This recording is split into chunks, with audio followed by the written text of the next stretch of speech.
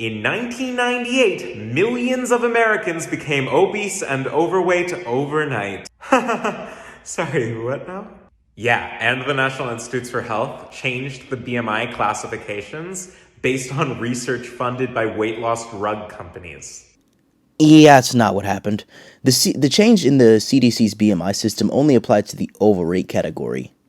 The obese category remained the same. The BMI has its issues. It's not hard to point them out, but it's like people in this community have the most difficulty doing so.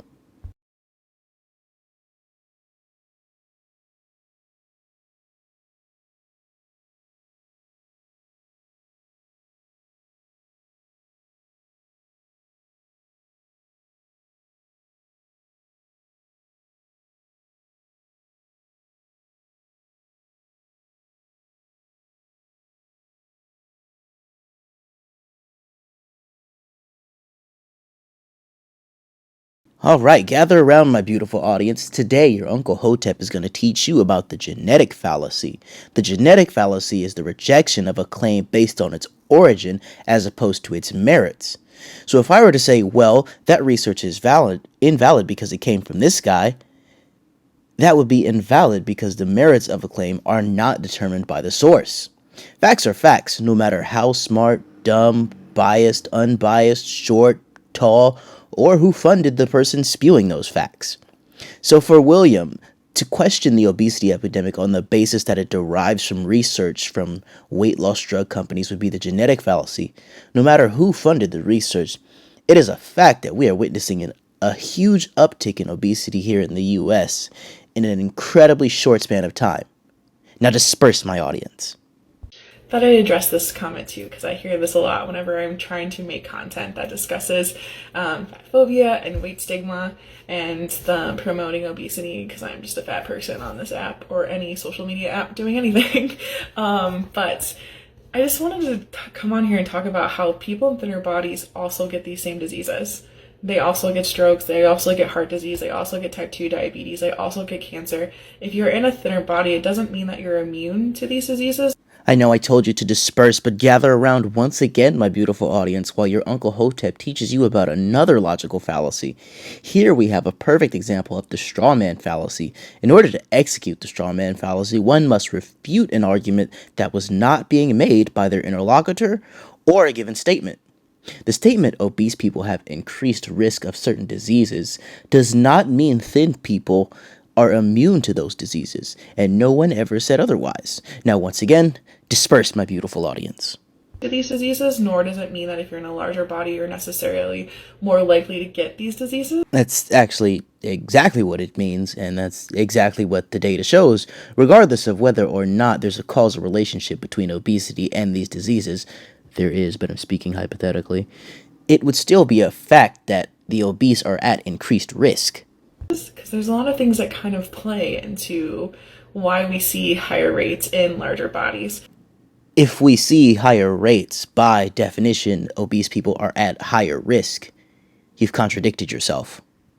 One of them being that if you're in a larger body, you probably have experienced quite a bit of weight stigma from your doctor, because that's just a very rampant thing in the medical system. And so if you're constantly being told by your doctor that you need to lose weight and exercise more, you're not being listened to, your concerns aren't being listened to, over time, you're less likely to go to the doctor unless something serious pops up. So maybe your blood sugar rises really crazy high and you're having symptoms and you're like, well, I can't ignore these anymore, so I'm gonna go to the doctor. And then you're diagnosed with type 2 diabetes versus like if you were to go in for more regular care and have more regular checkups, they might catch that blood sugar level at a lower level where you can do more prevention work versus treating. So that's one of the reasons why. Also, there's that kind of assumption that people in thinner bodies don't get these diseases, so they're not as screened more. So let's see if we have this straight. Fat people avoiding doctors is how they get these diseases more.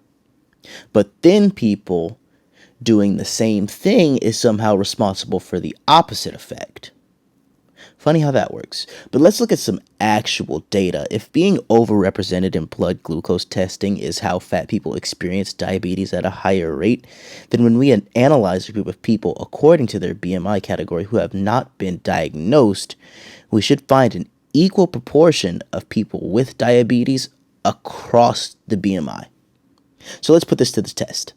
This study by Muhammad and others, published in 2021, took over 1,200 adults who had not been diagnosed with type 2 diabetes or prediabetes in order to estimate the prevalence of these conditions in unscreened communities. And what the team found was that the prevalence of diabetes was 3 times higher in obese individuals as opposed to those in the normal category.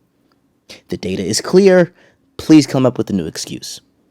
Can't tell you how many times my clients in larger bodies have told me that they constantly get screened for diabetes, and when they don't come back with having diabetes, their doctors can't figure out why they don't have diabetes because they're in such a large body. And also, weight stigma and fat phobia create a lot of chronic stress on the body. So if you're dealing with a lot of weight stigma and stress, or weight stigma and fat phobia on a daily basis, that stress does damage to our bodies. It does.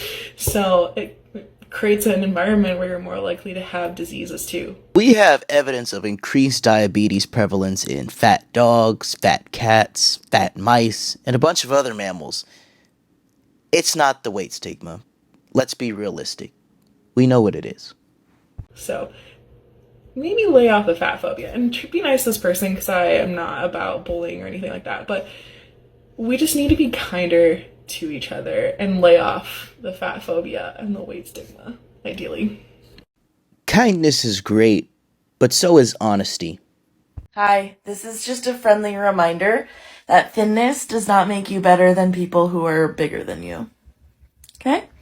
Weight loss and being thin doesn't make you morally superior than anyone else. Okay, thanks. Bye!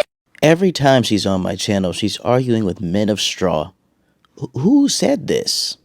Hey, fellow fat people, what's something that you do that you're pretty sure really pisses off thin people? Oh, man.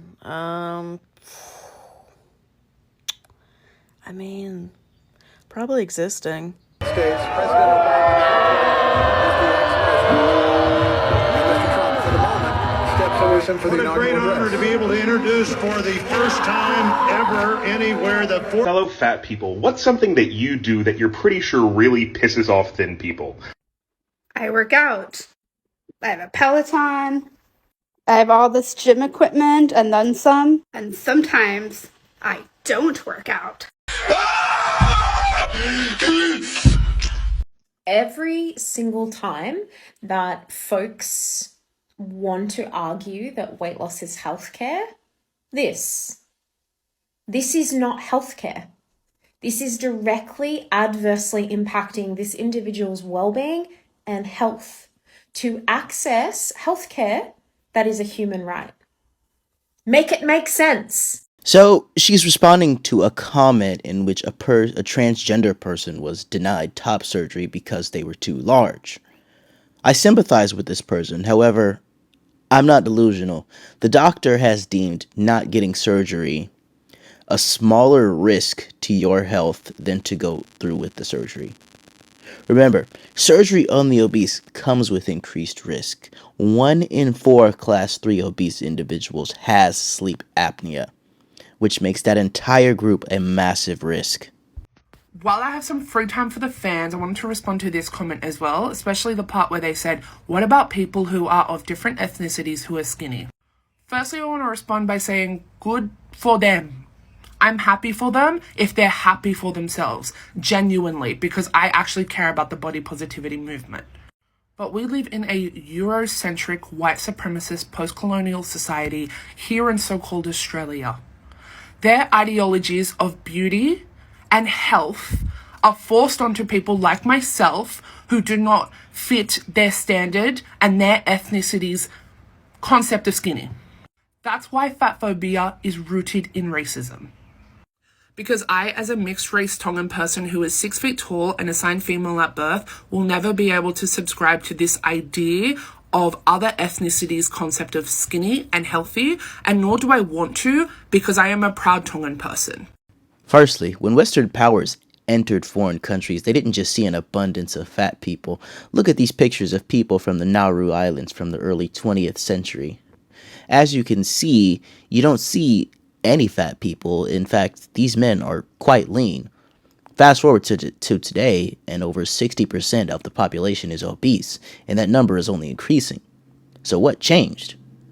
The answer is the introduction of a westernized diet.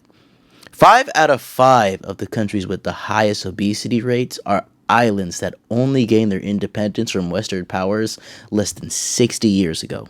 Secondly, there is no quote-unquote Western standard of health. According to the World Health Organization, in 2016, 28.9% of the people of Nauru, 26.7% from people from the Cook Islands, 22.8% of the people of Palau, 20.7% of the people in the Marshall Islands, and 23.1% of the people in Tuvalu have type 2 diabetes. In 2020, 26.5% of the adult population of Nauru, 29% of the adult population of Cook Island, 34.4% of the adult population of Palau, 19.6% of the adult population of the Marshall Islands, and 42.4% of the adult population of Tuvalu have hypertension. About 1 in 4 of the people in these countries have some sort of metabolic syndrome. That's unhealthy objectively. These countries are in a crisis, yet here we are talking about beauty standards. These countries were fucked by colonization. Yes, let's acknowledge that. But let's not engage in outright denial. Obesity is destroying these countries, and we're having conversations about how good it is to be fat. What does obesity mean? Well, it depends. If we use the BMI, it's defined as having a BMI at or above 30. If we use waist circumference, obesity is defined as 35 inches or more waist in women and 40 inches or more waist in men. If we use waist to hip ratio, it is defined as 0.9 in men and 0.85 in women. If we go by body fat percentage, it is a body fat percentage of 25% or more in men and 33% in women. Now that I've answered your question, you couldn't possibly have anything more to say, especially anything that ultimately doesn't answer the original question that you yourself posed.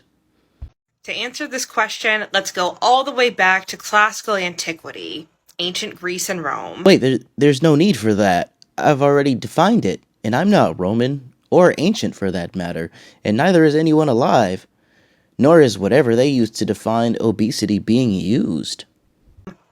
In a time of relative prosperity, there was a lot of anxiety about what abundance means. Moderation and balance became virtues, and any sign of an excess was a flaw that needed to be corrected. When it came to eating, overindulgence was seen as a moral failing. Food is meant to be fuel, not pleasure. So, fatness became a symbol for moral corruption, which leads to the Latin word obesus, which means having eaten until fat.